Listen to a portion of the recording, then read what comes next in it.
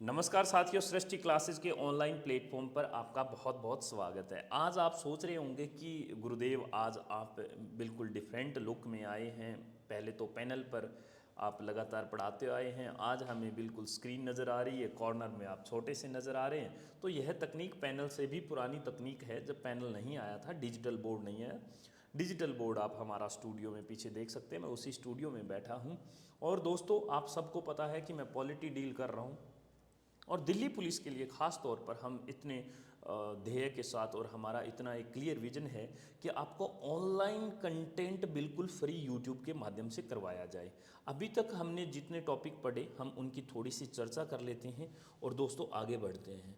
हम सबसे पहले देखते हैं कि हमने कौन कौन से टॉपिक किए। हमने कर लिया है ऐतिहासिक पृष्ठभूमि। ऐतिहासिक पृष्ठभूमि हमने रेडी कर ली थी, ठीक है, कोई बात नहीं है सर, ठीक है।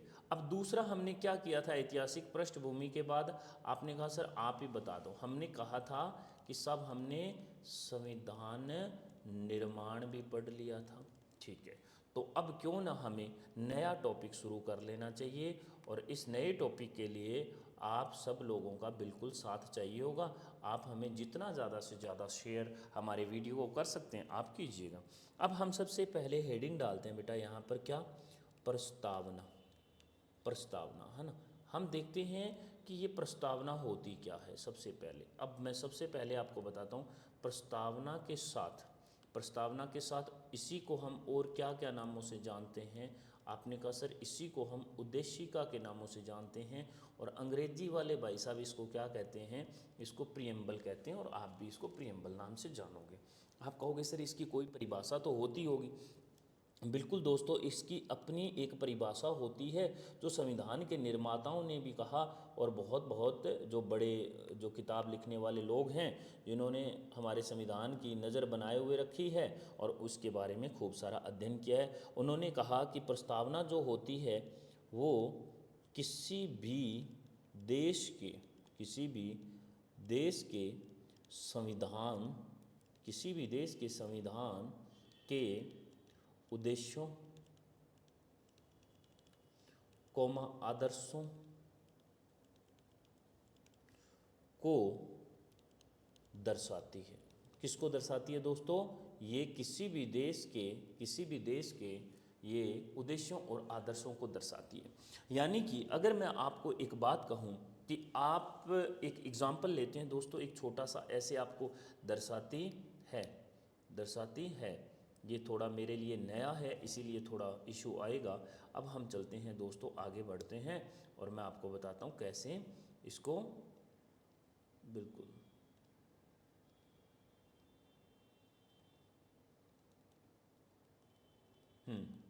ठीक है।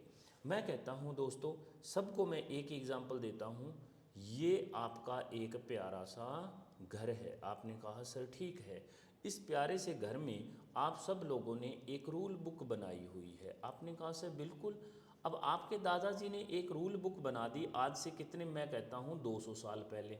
अब 200 साल पहले जो आपके दादाजी ने रूल बुक बना दी है, इस रूल बुक में आपके दादाजी ने बहुत सारे नियम कायदे लिख दिए हैं।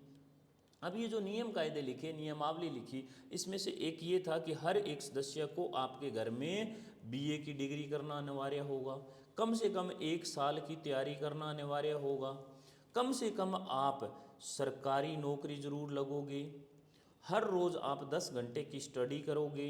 ये आपके दादाजी ने खूब सारे नियम बना दिए और सभी महिलाएं जो है उनको बराबर का हक मिलेगा।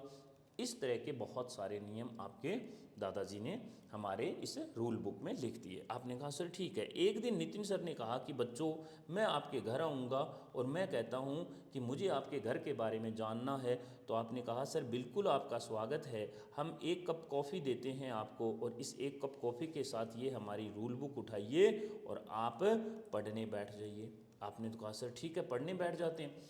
अब दोस्तों दिक्कत ये होगी कि सर ने 10 मिनट बैठ के पढ़ा या 20 मिनट, सर तो थक गए क्योंकि ये कितने पेज की थी, ये 200 साल पहले आपके दादाजी की लिखी हुई 500 पेजेस की थी। दिक्कत इसी बात की आती है।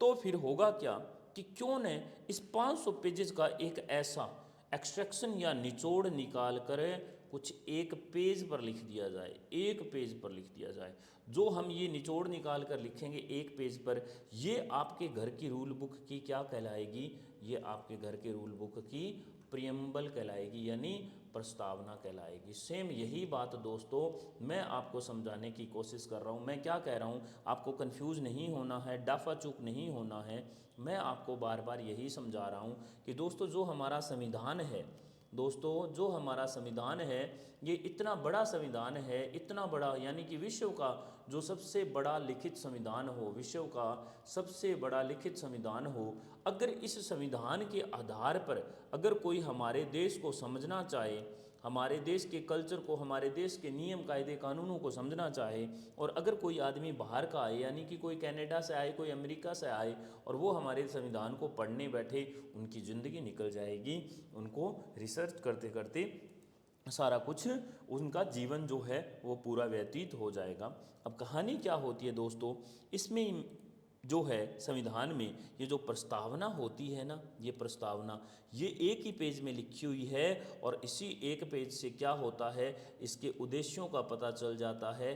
किसके उद्देश्यों का, मैं कहता हूँ संविधान के उद्देश्यों का पता चल जाता है, इसके आदर्शों का पता चल जाता है। किसके, संविधान के आदर्शों का पता चल जाता है। आपने कहा सर ठीक है, ये तो मामला दुरुस्त है, आपने बता दिया, पर अब आप ये बताइए कि इसके अलावा इसको उद्देशिका भी कहते हैं। हमने कहा ठीक है। फिर दोस्तों हुआ ये कि ये जब सबसे पहले पेज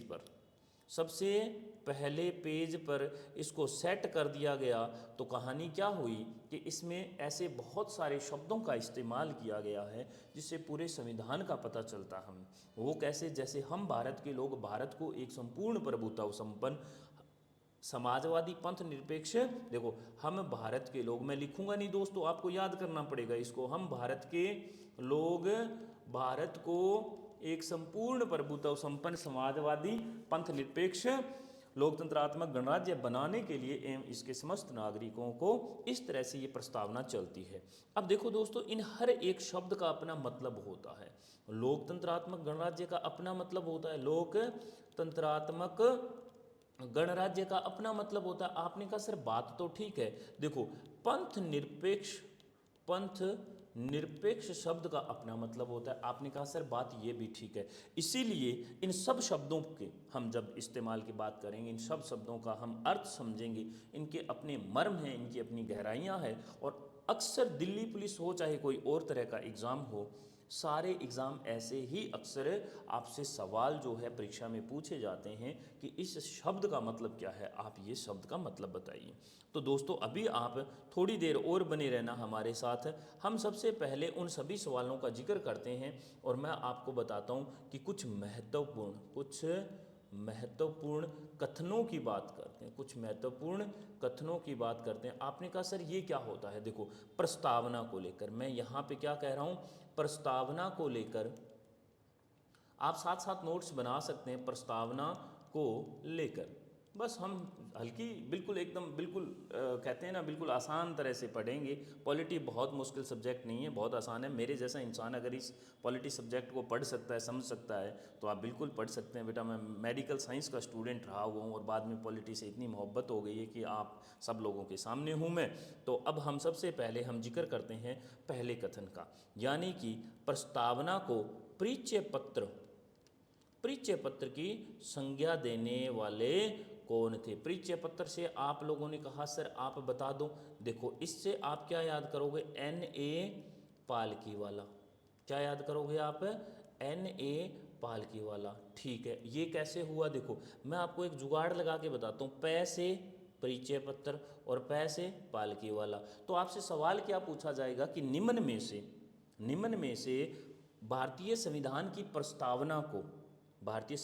प्रस्तावना को परिचय पत्र किसने बोला। तो आप क्या आंसर दे दोगे, आप दे दोगे सर N.A. पालकीवाला ने। अब मैं कहता हूं सर आप ये बता दो कि जन्म कुंडली किसने बोला।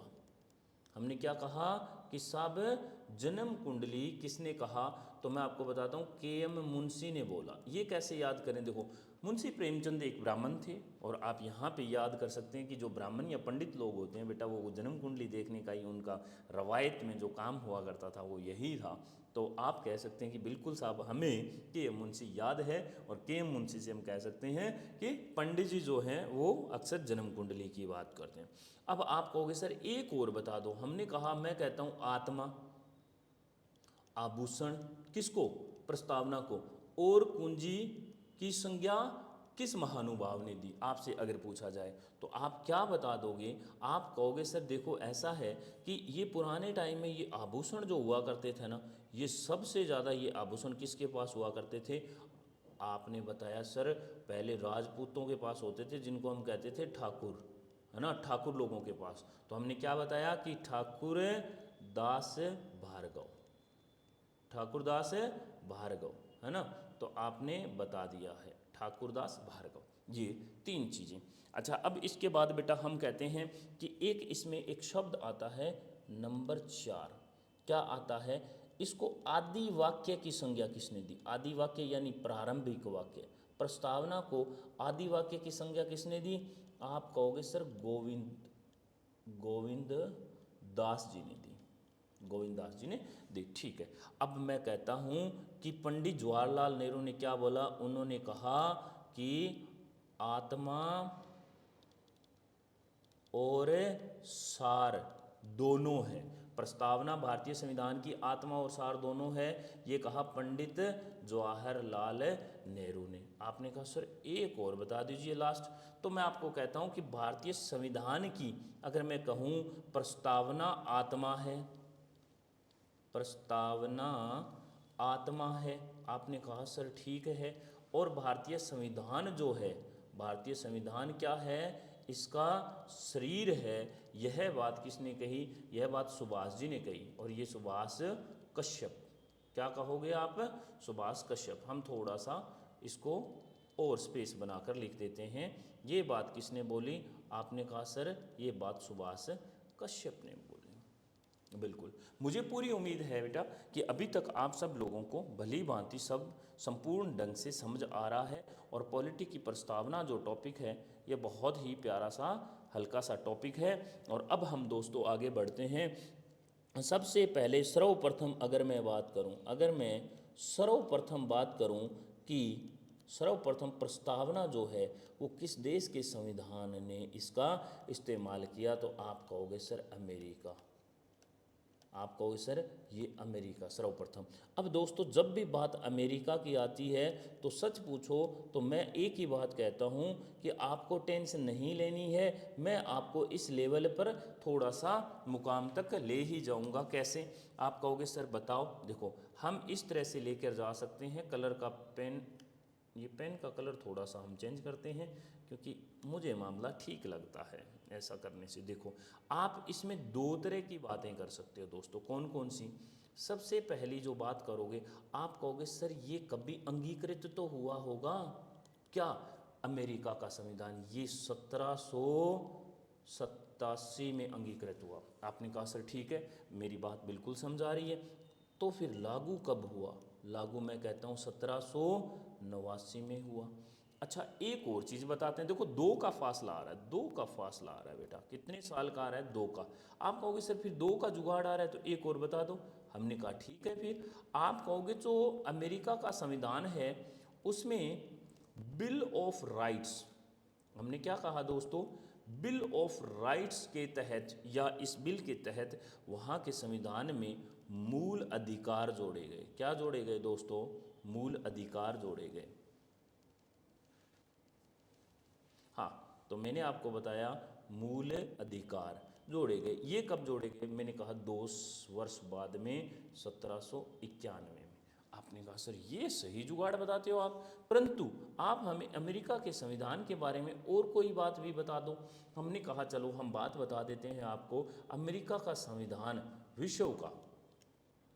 विश्व का सबसे छोटा लिखित संविधान है। सबसे छोटा लिखित संविधान। आपने कहा सर ये भी बहुत इंपॉर्टेंट बात है, कई बार कथन जो आते हैं उनमें सबसे ज़्यादा काम आने वाली बात है। तो इसमें दोस्तों कितने हैं, आपने कहा सर 7 ही अनुच्छेद हैं। इसमें कितने अनुच्छेद हैं दोस्तों, आपने कहा सर 7 अनुच्छेद है। यहाँ तक अगर आप लोगों को बात समझ में आई है तो दोस्तों आप हमारा चैनल सब्सक्राइब कर देना। अब दोस्तों चलते हैं हमारे प्रस्तावना की तरफ। अब आपने देखा कि प्रस्तावना का सबसे पहले इस्तेमाल किस देश ने किया, तो हम कहते हैं सर ये प्रस्तावना का इस्तेमाल जो है ये अमेरिकन संविधान में किया गया। और अब हम दोस्तों चलते हैं इसके सभी तरह के पहलुओं की बात करते हैं। ठीक है, ठीक है, ठीक है। आपने कहा चलो ठीक है सर। अब हमने सबसे पहले कहा एक शब्द आता है बेटा उद्देश्य प्रस्ताव। क्या आता है, उद्देश्य प्रस्ताव आता है। आपने कहा सर ठीक है। दूसरा शब्द आता है बेटा, मैं कहता हूं अमेरिका, और अमेरिका मैं देशों के नाम लिख रहा हूं। और एक आता है बेटा ऑस्ट्रेलिया, एक है ऑस्ट्रेलिया। और लास्ट में क्रांति, क्रांति। आपने कहा सर ये तो बात बहुत जमने वाली बात है, आपने चारों का नाम जिक्र करा और अब आप हमें थोड़ा सा इसके बारे में और अवगत कराओ। देखो उद्देश्य प्रस्ताव जो है हमारा, ये किसके द्वारा रखा गया, ये किसके द्वारा रखा गया, ये आप कहोगे सर पीजे पंडित जवाहरलाल नेहरू के द्वारा। कब भगतों, संविधान निर्माण में मैंने बताया होगा आपको 13 दिसंबर और मैंने कहा दोस्तों आपको क्या 1946।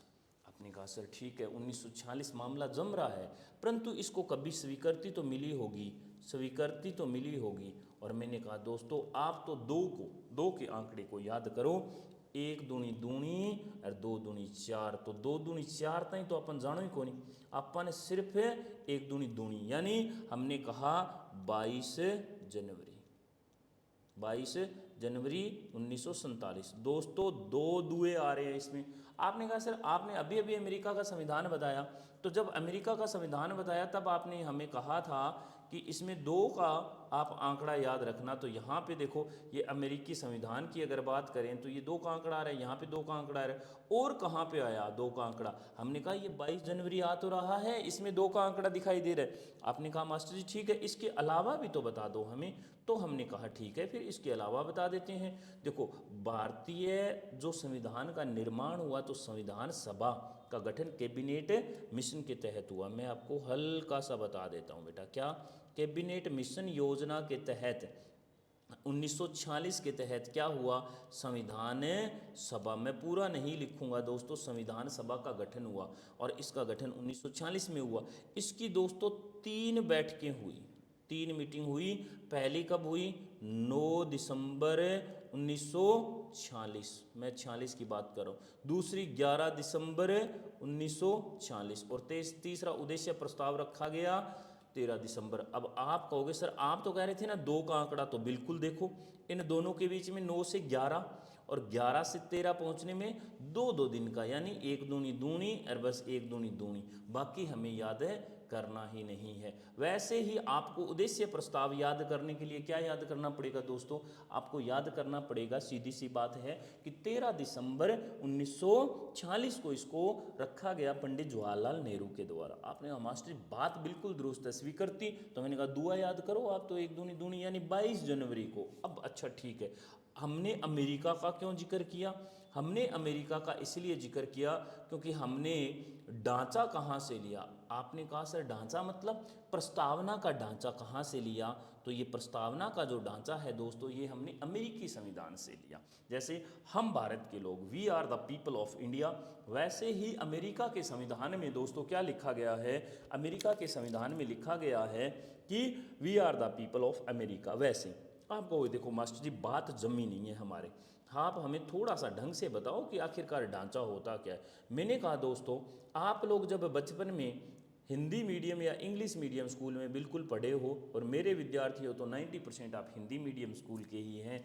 आपको हिंदी वाले मास्टर जी ने एक चीज़ बताई थी कि अर्जी जब लिखते हैं, एप्लीकेशन लिखते हैं, तो हम कहते हैं सेवा में श्रीमान, आपको वही सर आप तो पॉलिटी पढ़ा रहे थे, हिंदी क्यों पढ़ा रहे हैं? तो इसका मैं मर्म बताता हूँ। सेवा में श्रीमान प्रधानाध्यापक जी फलानिया स्कूल और फलानिया गांव या शहर, यहाँ पे हम विषय लिखते थे और मेरे दादाजी के बीमार होने की वजह से अगले 3 दिन मैं अवकाश पे रहूँगा। भले ही दादाजी बिल्कुल स्वस्थ हो, पर दादाजी को बीमार करना बेहद ज़रूरी होता था। और यहाँ पर लिख देते थे हम धन्यवाद, धन्यवाद। और यहाँ पे आपका आज्ञाकारी शिष्य या शिष्या और नीचे फलानिया सिंह।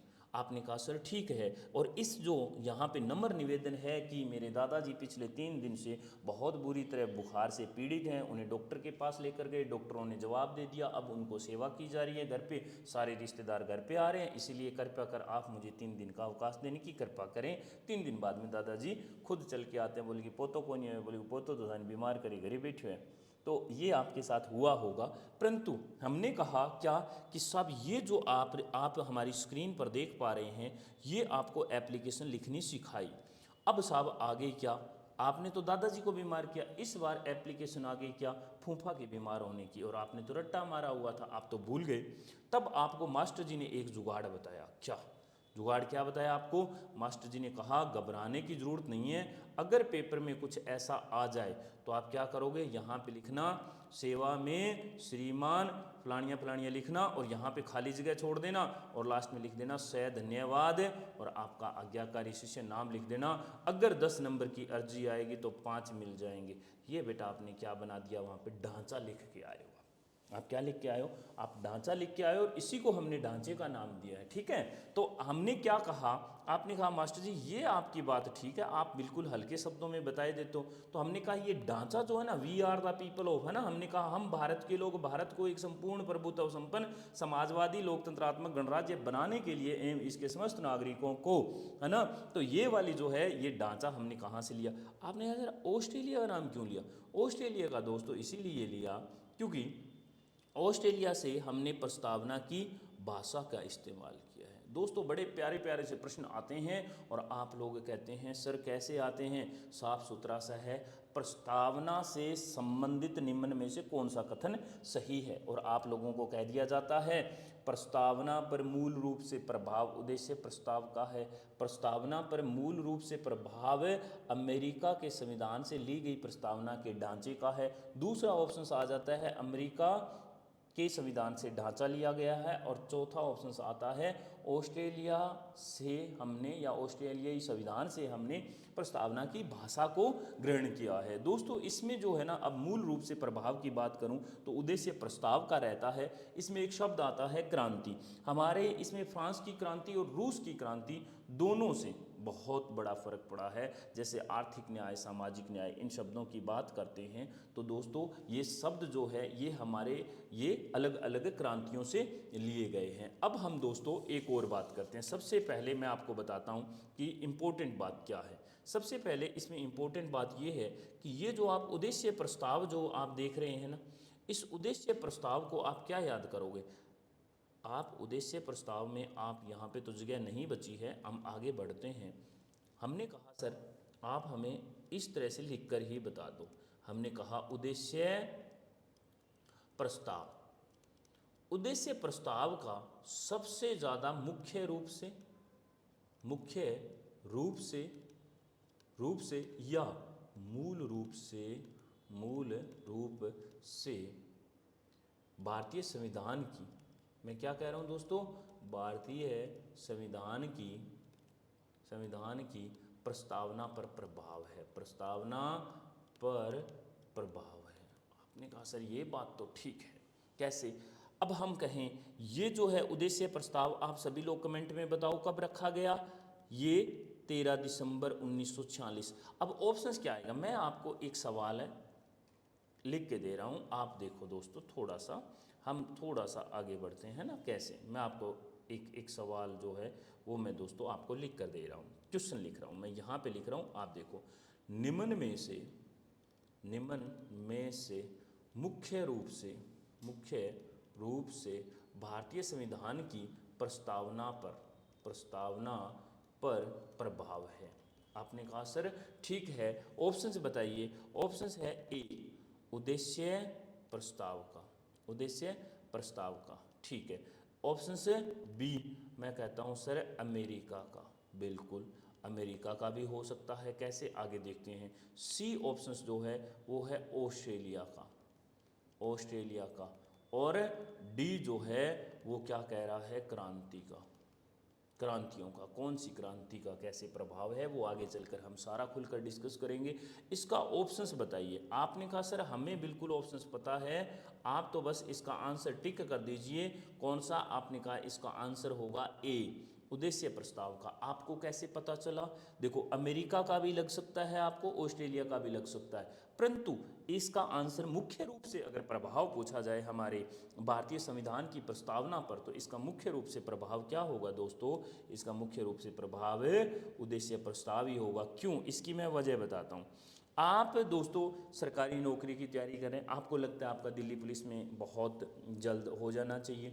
अब मैं आपको कहता हूं कि भाई आपके दिल्ली पुलिस में सिलेक्शन हो जाने के बाद एक प्रश्न पूछा जाए कि निम्न में से आपके दिल्ली पुलिस में लगने का मुख्य रूप से प्रभाव किसका है? पहला नितिन सर का, दूसरा आपकी कड़ी मेहनत का, तीसरा आप सब लोगों को कहा जाए कि भैया आपके माता पिता के और गुरुजनों के आशीर्वाद का, और चौथा आए उस विचार का जिस विचार ने आपको पढ़ने के लिए प्रेरित किया।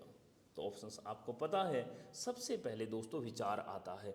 अगर इस उद्देश्य प्रस्ताव में हमारी प्रस्तावना के ढांचे और इसके बारे में पंडित जी के दिमाग में नहीं आता, पंडित जवाहरलाल नेहरू के दिमाग में नहीं आता, तो कहाँ से तो हम अमेरिका के संविधान से ढांचा उठाते और कहाँ से हम भाषा उठाते? सबसे पहले पंडित जी के दिमाग में ये विचार आया, और इसी विचार की वजह से आज प्रस्तावना जो है वो आज हमारे भारतीय संविधान में बिल्कुल सम्मिलित है। आपने कहा सर ठीक है, अब आप हमें थोड़ा सा और बता दीजिएगा, फिर बेटा हम ये जो लेक्चर है आज का आधा रोक देंगे और ये हम कल पर रखेंगे। हाँ, हम शुरू करते हैं। सबसे पहले आपने क्या बताया? आपने कहा सर अभी तक तो ठीक है, क्या भारतीय संविधान की मूल संविधान में, हमने कहा मूल संविधान में जो प्रस्तावना थी वही की वही है आज? नहीं, वह नहीं है, इसमें संशोधन कर दिया गया था। कब? ये 42वें संविधान संशोधन, 42वें संविधान संशोधन 1976 में 3 शब्द जोड़े गए थे बेटा। क्या जोड़े गए थे? 3 शब्द जोड़े गए। आपने कहा सर कौन कौन से जोड़े गए? देखो आप बताओगे समाजवाद, आप कहोगे समाजवादी, पंथ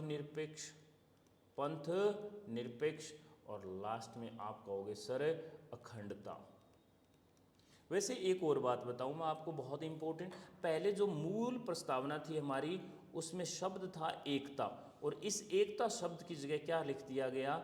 एकता और अखंडता, एकता और अखंडता। मेरी बात दोस्तों मुझे पूरा यकीन है आप लोगों को याद रहेगी, आपको पूरी याद रहेगी। आपने कहा सर बिल्कुल याद रहेगी, परंतु ये बता दो आप तो हमें कि ये जो तीनों शब्द हैं ये किसकी सिफारिश पर जोड़े गए?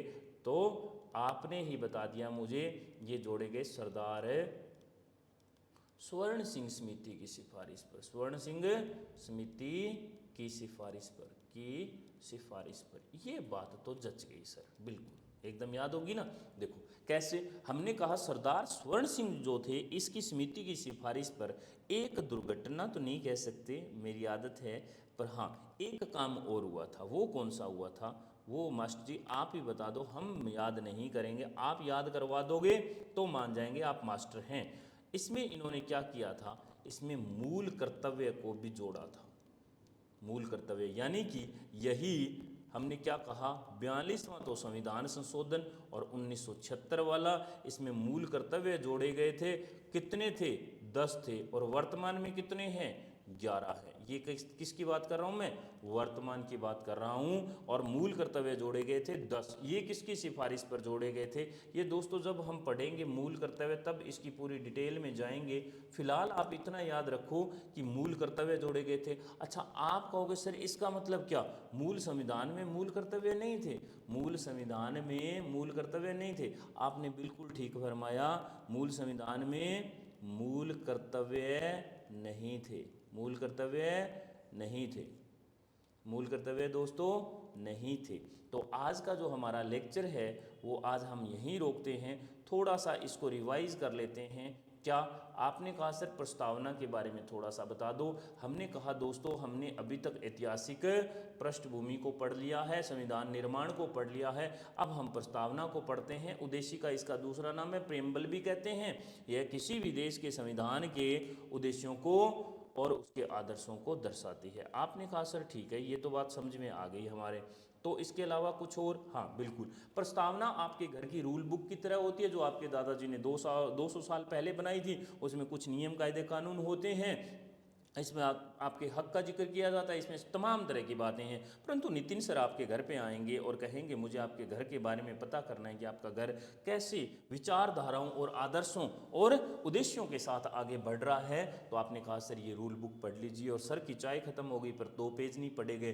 तो आपके दादाजी ने जाते वक्त एक काम किया था कि पूरे संविधान आपके घर की रूल बुक का एक्सट्रैक्शन यानी निचोड़ निकाल कर उसके जितने भी विचारों से हम आगे कहें आदर्श बनते हैं हमारे, और इस उद्देशिका से हमारे संविधान के उद्देश्यों को एक ही पेज में लिख दिया। जैसे हम भारत के लोग, इसका मतलब क्या होता है कि देखो हमारे देश में जो है वो किसका शासन है, वो हमारे लोगों का है। और हमारे संविधान यानी कि हम कहें कि हमारे देश में जो राज है, वो जो तंत्र है, वो किसके हाथों में है? वो जनता के हाथों में है, जनता में निहित है। यानी केंद्र और पूरे देश की जो शक्ति है, संविधान की जो शक्ति है, पूरे संविधान की शक्ति किस में निहित है? जनता में निहित है, और यही इसका केंद्र बिंदु है। इसका सही मतलब ये होता है। ये आगे चल के एक एक शब्द पढ़ेंगे तो ये सारा का सारा लिख दिया। आपने कहा सर ये तो मामला ठीक है, आपने बता दिया। वैसे ही संविधान बहुत बड़ा होता है, लिखित विश्व का हमारा सबसे बड़ा लिखित संविधान है। तो हमारे देश में अगर कोई कनाडा या अमेरिका का कोई आदमी आकर यहाँ के बारे में जानना चाहे तो दोस्तों कैसे जानेगा? वो प्रस्तावना को पढ़ लेगा और वो समझ जाएगा कि उद्देश्य क्या है। अब देखो ये जो पहला पेज होता है इस पे लिखा रहता है हम भारत के लोग भारत को, इसमें ऐसे शब्द होते हैं, इनका अपना अपना मतलब होता है। पर हमने कहा सर कुछ महत्वपूर्ण कथनों की बात करते हैं। बिल्कुल करते हैं। परिचय पत्र किसने बोला? नेपाल की वाला ने। जन्म कुंडली किसने बोला? हमने कहा पंडितों को ये मुंशी कहते हैं, तो के मुंशी ने। आत्मा आभूषण कुंजी, हमने कहा सर आभूषण किसके पास होते थे? ठाकुरों के पास, और उन्हीं में उनकी आत्मा बसी रहती थी, और वो सारा का सारा किस में रखते थे? ताले में, यानी कुंजी लगा के रखते थे, चाबी लगा के रखते थे। तो ठाकुरदास भार्गव है ना, ठाकुरों के पास हुआ करता था, आज भी होता होगा, आप लोग पता कर सकते हैं अपने गांव देहात में दादी जी से पूछ के। आपने कहा सर आदि वाक्य, जब कुछ न था तो ईश्वर था, और जब कुछ न होगा तो ईश्वर होगा, तो भगवान गोविंद थे। आदि वाक्य का मतलब होता है दोस्तों क्या? आदि वाक्य का मतलब होता है प्रारंभिक वाक्य, यानी प्रारंभ का वाक्य आदि वाक्य का मतलब होता है। आत्मा और सार किसने बोला? आपने कहा सर पंडित जी ने कहा। परंतु इन्होंने क्या कहा? सुभाष जी ने कहा प्रस्तावना आत्मा है तो संविधान उसका शरीर है, यह सुभाष कश्यप ने बोला। ये आप याद करोगे। आपने कहा सर ये मामला ठीक है, जम रहा है। सर्वप्रथम प्रस्तावना अमेरिका के संविधान में थी, तो अमेरिका का जिक्र आते ही हमने क्या कहा? 3 चीजें याद करेंगे। यह विश्व का सबसे छोटा लिखित संविधान है। कितने आर्टिकल हैं? 7। और अगर हम बात करें यह अंगीकृत कब किया गया, तो आपने कहा सर यह किया गया 1787 में। लागू कब हुआ? 1789 में। आपने कहा सर आपने जुगाड़ बताया था ना, 2 दूनी 4, 2 दूनी 4 तक तो पहुंचना ही नहीं है, 2 का ही याद करना है। 1791 में बिल ऑफ राइट्स के तहत मूल अधिकार, इसको हिंदी में कहते हैं बेटा अधिकार पत्र। क्या कहते हैं इसको? अधिकार पत्र कहते हैं बिल ऑफ राइट्स के। और हमारे देश के मूल अधिकार जो हैं भारतीय संविधान में, ये कहाँ से प्रेरित है? आप कहोगे सर ये बिल्कुल बिल ऑफ राइट्स जो अमेरिका में है उससे प्रेरित है। हमने कहा 7 इसमें होते हैं। अच्छा, अब इस दूने वाली पहाड़ी को मैंने प्रूव करने के लिए आपको थोड़ा सा पुराना बल याद करवाया। कैबिनेट मिशन 1946 में संविधान सभा का गठन हुआ। पहली मीटिंग 9 दिसंबर, दूसरी 11 दिसंबर, और तीसरा उद्देश्य प्रस्ताव रखा गया। तो कितना कितना गैप आ रहा? आपने कहा सर 2 का गैप आ रहा है, तो याद हो गया ना। अब हम लास्ट में थोड़ा सा और रिवाइज करते हैं। हमने कहा कि सब ये 4 चीज़ों का प्रभाव है किस पर है? हमारी प्रस्तावना पर। और इसमें रखा गया पंडित जवाहरलाल नेहरू के द्वारा 13 दिसंबर, 22 जनवरी 1947 को इसको क्या कर दिया गया? स्वीकृति मिल गई। अमेरिका से हमने इसका ढांचा लिया, ऑस्ट्रेलिया से इसकी भाषा, है ना, और इसके ऊपर क्रांति का भी प्रभाव है। आपने कहा सर आप थोड़ा सा ढांचे के बारे में बता दो, तो हमने कहा 5 बच्चे 10, आप अर्जी याद रखना, कुछ ना आए बीच वाला खाली छोड़ आओ, ऐसा हिंदी के मास्टर जी कहते थे। उद्देश्य प्रस्ताव पर मुख्य रूप से जो है या मूल रूप से जो है भारतीय संविधान की प्रस्तावना पर प्रभाव है वो किसका है? वो है उद्देश्य प्रस्ताव का। यानी कि पंडित जी के दिमाग में अगर ये नहीं आता और उनके द्वारा ये प्रस्ताव नहीं रखा जाता तो शायद ही हमारे देश की प्रस्तावना होती। और अब हम देखते हैं मूल संविधान में जो है, हमने कहा क्या, हमने ये कहा कि जो मूल संविधान में प्रस्तावना थी, क्या वही आज है, क्या वही आज है? हमने कहा ना बाबा ना, ना बाबा ना। हमने क्या कहा, 42वें संविधान संशोधन 1976 के तहत, 1976 के तहत 3 शब्द जोड़े गए। कौन कौन से? समाजवाद, पंथ निरपेक्ष और अखंडता। आपने कहा मास्टर जी किसकी सिफारिश पर? हमने कहा ये सिफारिश थी सरदार स्वर्ण सिंह समिति की सिफारिश। और हमने एक चीज़ और नहीं देखी दोस्तों, एकता शब्द की जगह एकता और अखंडता दोनों शब्दों का इस्तेमाल किया गया। और इसी सिफारिश पर, इसी सरदार स्वर्ण सिंह समिति की सिफारिश पर आप लोगों ने दोस्तों क्या किया, मूल कर्तव्य का भी जिक्र फरमाया, जो हमारे बाद में जोड़े गए। कब? 1976 में 10 जोड़े गए। 11वां बेटा एक 86वां वो 2002 में संविधान संशोधन हुआ, उसमें जोड़ा गया था। ये 6 से 14 वर्ष के जो बालक होते हैं ना, ये हम बाद में पढ़ेंगे, उनकी शिक्षा को लेकर था। मूल संविधान में मूल कर्तव्य यानी फंडामेंटल ड्यूटीज़ नहीं थी बेटा, ये याद रखना बहुत इंपॉर्टेंट बात है। अगर आपने हमारा चैनल अभी तक सब्सक्राइब नहीं किया है और आपको हमारा ये कंटेंट पसंद आया है तो बेटा प्लीज़ इस कंटेंट को ज़्यादा से ज़्यादा सब्सक्राइब करें और इसे और ज़्यादा साझा करें। हम इसी उम्मीद के साथ अगला लेक्चर लेकर फिर आएंगे और हम इसी लेक्चर के साथ आगे बढ़ेंगे। दोस्तों अब हमें आप इजाज़त दीजिएगा। आप सभी लोगों को बहुत बहुत सारी खूब सारी बधाई और ऑल द बेस्ट, टोकरा भर के, कि आप ये एग्ज़ाम जो है दिल्ली पुलिस का ये अच्छे ढंग से दे पाएँ। बहुत बहुत शुक्रिया। साझा करना बिल्कुल ना भूलें, यही मेहनत है बेटा जी हमारी। शुक्रिया, बहुत बहुत शुक्रिया।